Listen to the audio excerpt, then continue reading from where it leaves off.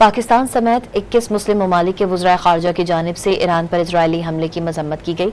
इन हमलों को UN charter और आलमी क़वानीन की खुली खिलाफ वर्जी करार दिया। मुश्तरका लामिया की तौसीक पाकिस्तान, इराक, सऊदी अरब, कतर, कुवैत, मिस्र, उर्दन, अलजज़ायर और बहरीन ने की। तुर्किया, ओमान, मुत्तहिदा अरब अमारात ने भी मुश्तरका लामिया की तौसीक की। बताया गया कि इजराइल की ईरान के खिलाफ जारहियत को फौरी तौर पर रोकने की अशद ज़रूरत है। इजरायली जारहियत पूरे खित्ते के अमन के लिए संगीन नताज की हामिल हो सकती है। एलामी में बताया गया कि मशरिक़ वस्ता को जौहरी और दीगर मोहलिक हथियारों से पाक इलाका बनाने की फौरी ज़रूरत को उजागर करते हैं। मशरिक़ वस्ता के तमाम ममालिक की NPT में शमूलियत पर जोर देते हैं।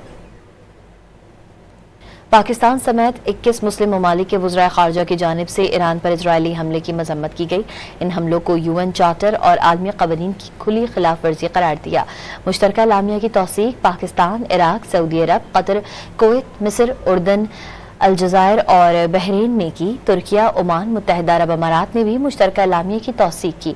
बताया गया कि इजराइल की ईरान के खिलाफ जारहियत को फौरी तौर पर रोकने की अशद ज़रूरत है। इजरायली जारहियत पूरे खित्ते के अमन के लिए संगीन नताज की हामिल हो सकती है।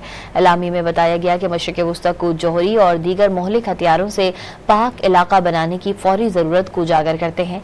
मशरिक़ वस्ता के तमाम ममालिक की NPT में शमूलियत पर जोर देते हैं।